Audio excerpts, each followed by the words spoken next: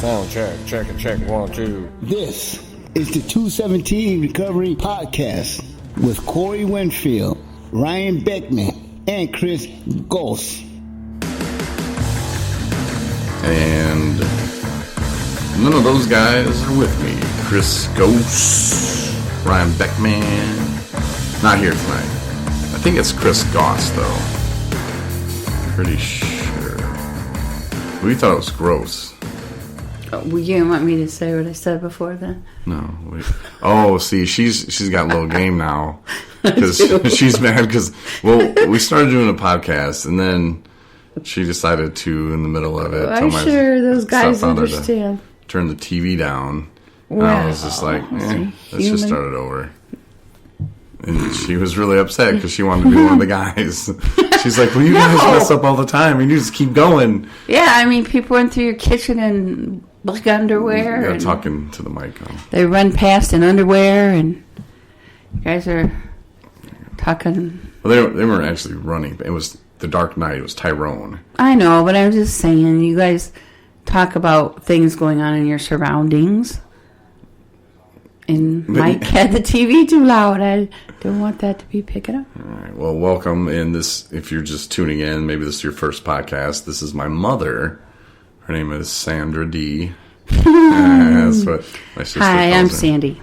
Yeah.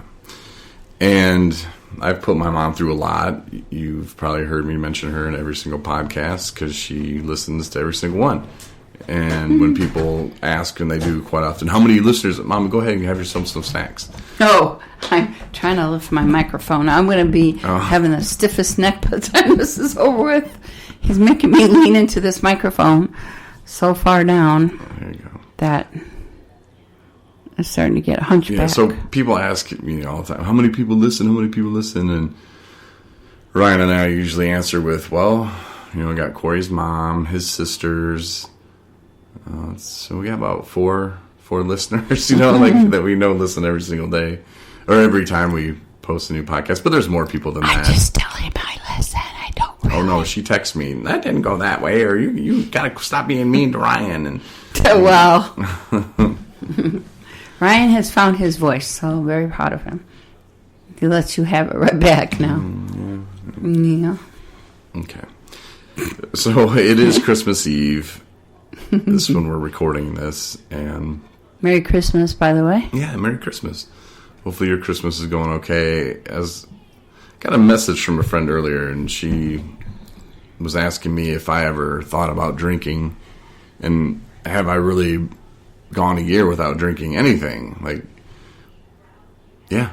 And I remember thinking that other people that would have a year, do they really have a year? How could they go that long? But now, I wouldn't want to go back to drinking. I don't like to be miserable.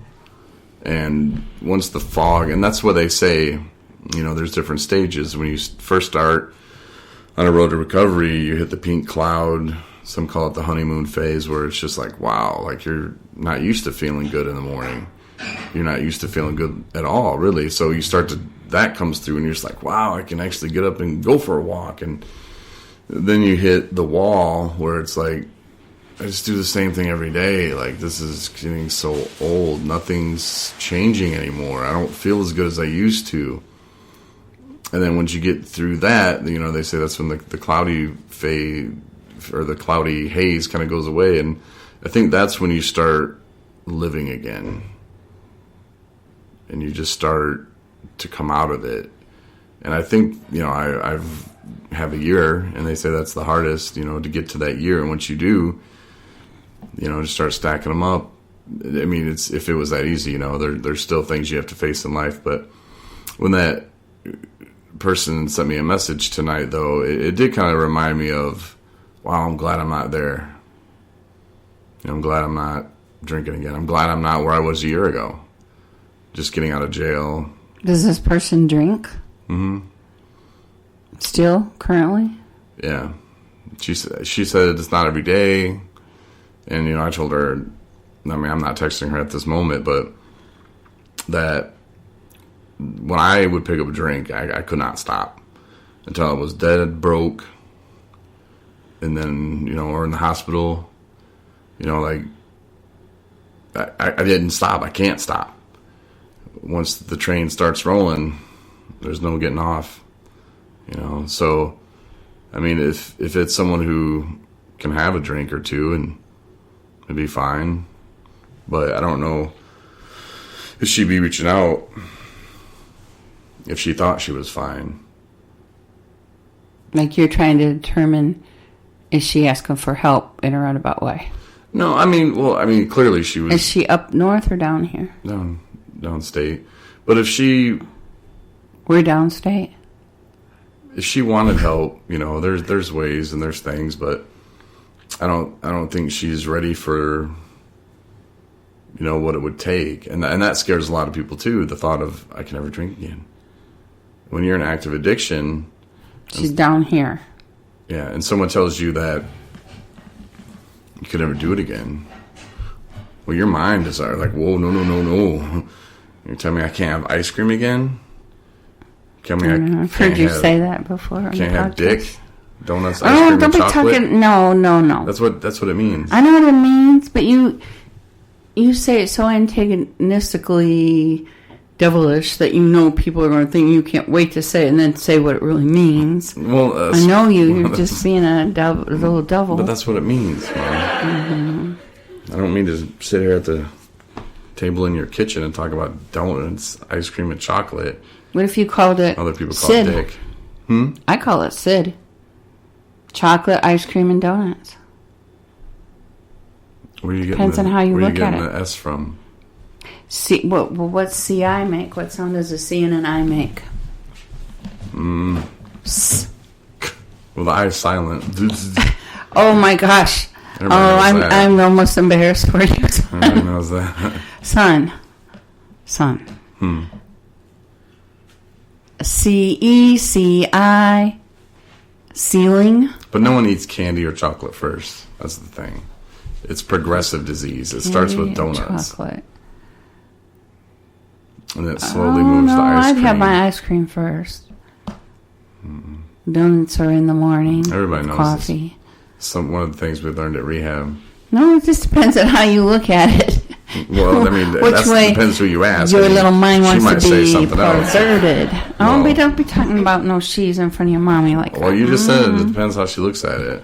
How a person looks at it. Sometimes she likes to eat the whole thing, the carton. Or the whole box of donuts. Jonathan. Sandra. Let's stop. Let's get off Dick, okay? No, I don't want to talk about it off of Sid. Sid? Who's Sid? Is that my real father? See, you start talking about donuts, ice cream, and chocolate around your mom. Next thing you know, find out who your real father is. Well, I have to tell everybody right now, this is cruelty because Corey is sitting back in his chair, relaxed. He's about 2 feet away from his microphone. Yep, I am. I have my elbows on the table. My back is hunched over. I can't get this up high enough. And the microphone is... Quit laughing like that, Corey. I'm about an inch away from mine is where he says I have to sit. All hunched up next to my microphone. About an inch. And he's just all sitting back 2 feet away from his microphone. Oh, and then he brings up naughty topics that he just tries to trick people. I know. It's progressive. I'm just saying. Whatever. What happened to what you were talking about before about where you were a year ago? Yeah, speaking of that, you remember when I came out of jail, how sore my ass was? I told you. I said, son, don't be saying that around people. When you get out of jail, you don't make a public announcement around other people that your ass is sore when you just get out of jail. Doesn't... Sounds like there was some donuts, ice cream, and what have you, but it only didn't involve. No. So now we're going back to the dick talk. Let's talk about my butthole. Well, anyway, yeah, because it was not comfortable. It was not fun. Corey comes out announcing that his butt hurts when you just got out of jail. What are people supposed to think? And I'm like, son. Well, they'll probably think that it's not very comfortable in there. All right, so I get out of jail a year ago today. It was Christmas Eve. So this Christmas Eve is a lot better. Mm-hmm. You know, unfortunately, I won't be able to spend Christmas here with the family or anything. But it was nice to see everybody, though. We had dinner today. That was very nice. Thank you for that. And the great gifts and the microphone that I'm talking on that's 2 feet away from me. As I'm chilling back in this chair. I got my left arm over another chair, kind of lean back. And I'm all humped up over got like a plastic donut box. That's your... starting it out. Those are cookie thingies. What are they? But yeah, they're holding the microphone up nice a little bit farther. It's a Blue Yeti Pro. It's really nice. It's huge. Who brought you that? Santa Claus? Oh, you did. Santa doesn't buy me gifts anymore. I've been bad. No comment. Yeah, but it's crazy though what a year makes. And I said it to you guys earlier, you and Mike. Mike's my stepfather. And if you'd have told me where I would be a year ago when I just got out of jail, walked in the house, had the tether on, and if you'd have said, son, in a year... You walked in the house with the tether on already? Yeah, they put it on at the... Oh, I got what you're saying, because he had to come here, and I remembered us waiting on the sheriff. Yeah. But, if you'd have told me, though, in a year from now, you're going to have a job, and this is what you can be doing, and you're going to start a company that's in recovery, you're going to have a podcast, and you're going to get ready to start a transportation service for people in recovery that's going to get them to their meetings, and I would have said, that's it? That's all I'm doing? Not really. I would have said... Or going back to college even for a semester that you did. I'd have been like, that's crazy. That's not going to happen. I'm going to be a loser. I don't know. It's such a... When you first start in recovery, it's such a obstacle. I don't even want to use the word obstacle because it just seems so hopeless. That's the word I'm looking for. It seems hopeless, like to think that I'm going to have the things that I had, but even though I don't have the things that I had, but yet my life is going so much better. But you have a better car now. I do. You've had 2 cars since you lost your car. Yeah. And now you have even a better one than the first one you got. So it's all coming back. I don't owe the bank no money. Well, I mean, I owe them some money. There's a Bible store. I don't know Bible store is super good. I will admit that. However, I know there's one where, God causes this guy to do, he obeys God and does everything God and gave everything away. And he had nothing, absolutely nothing. And then God blessed it all back to him twofold, got twice as much as what he had before. I run across people all the time that are like, well, I can't do that. I can't go here. I can't do that because of this or that. Does that sound familiar? I can't go to rehab for 2 months. Oh, yeah, you had all kinds of excuses. Yeah, definitely. Why don't we be there? Or, to start it way back when, I can do this on my own. I don't need to go. I don't need rehab. I don't need to do that. Once you admitted you were an alcoholic, you still thought, I got this. I can do this. But then, what were we saying? What was the last thing? Last thing that you said or the last thing that I said? Last thing you said. Well, I was talking about what people say, what I come across, and people are like, well, I can't do this. I'm making excuses. And yeah, I would do that all the time. And, I can't go for a month because I got school starting again. Or, I just got this job, which 9-10 times I hated and didn't want to go there. I didn't feel like my sense of purpose was to answer the phone for old people that didn't get their newspaper. You start a job after job after job and quit them, or get just drunk and then lose them. Yeah, or what have you. And I was going to say mutually quit them. Yeah. And I just kept saying,